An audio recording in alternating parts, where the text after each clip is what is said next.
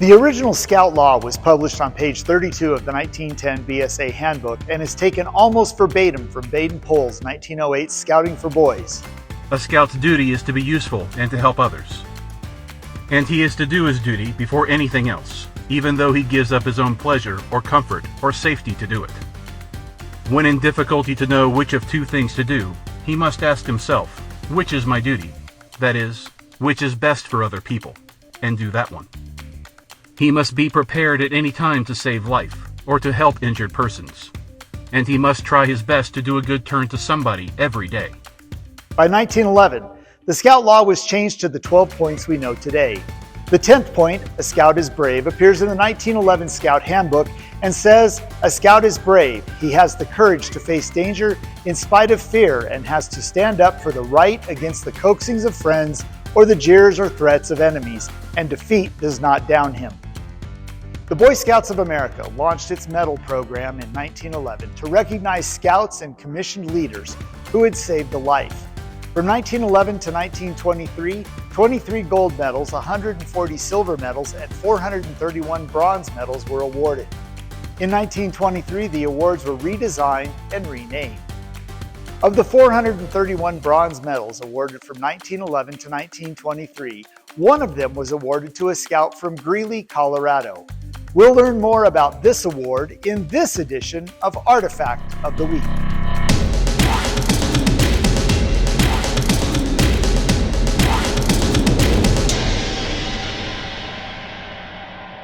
The National Court of Honor has recognized scouts and scouters who have saved a life since 1911. The original system for recognizing heroism and life-saving was based on a different award for degrees of hazard to the scout. A bronze medal on a red ribbon indicated there was a risk to the scout during the rescue. A silver medal on a blue ribbon indicated a high risk to the scout, and a gold medal on a white ribbon indicated an extreme risk. In the early days of the BSA, the National Court of Honor even specified that the gold medal would only be awarded when a scout perished in the life-saving action. As a result, the first gold medal wasn't issued until 1918. In the 1917 annual report of the BSA, Daniel Carter Beard, chairman of the National Court of Honor and National Scout Commissioner, reported, "The cases coming before the National Court of Honor during the past year warranting the award of honor medals have been fewer than heretofore.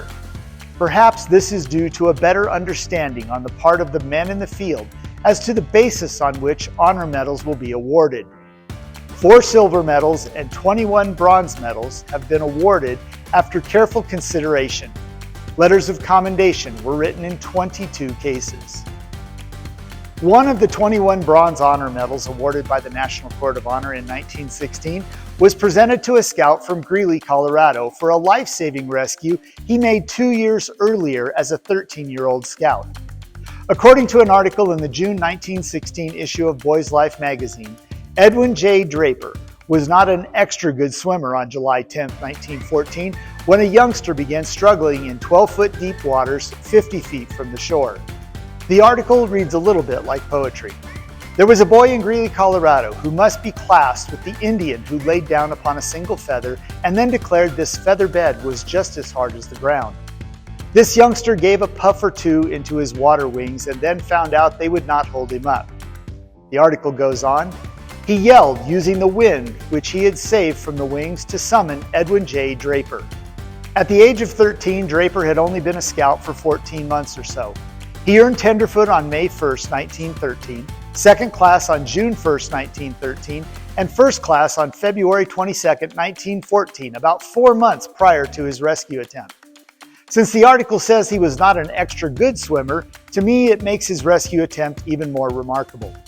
The article goes on to say, in spite of his best efforts, was caught in a back stranglehold. He broke it underwater and managed to get near enough to shore with the struggling lad to grasp the plank which his brother shoved out.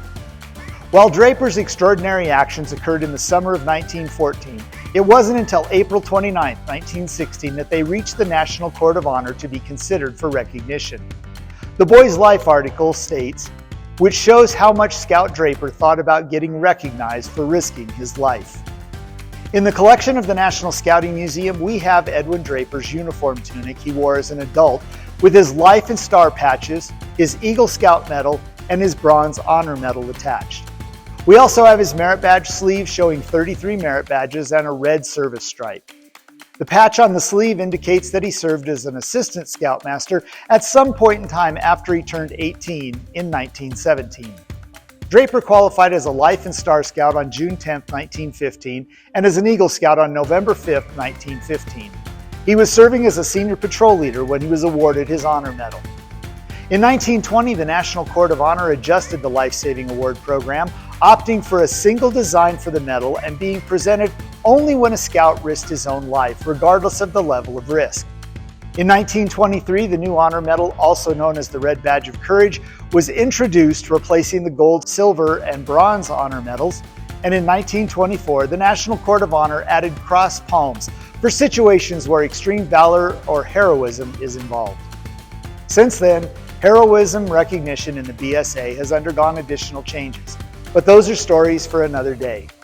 Join us next time as we continue to learn more about the BSA through the collection of the National Scouting Museum and Artifact of the Week.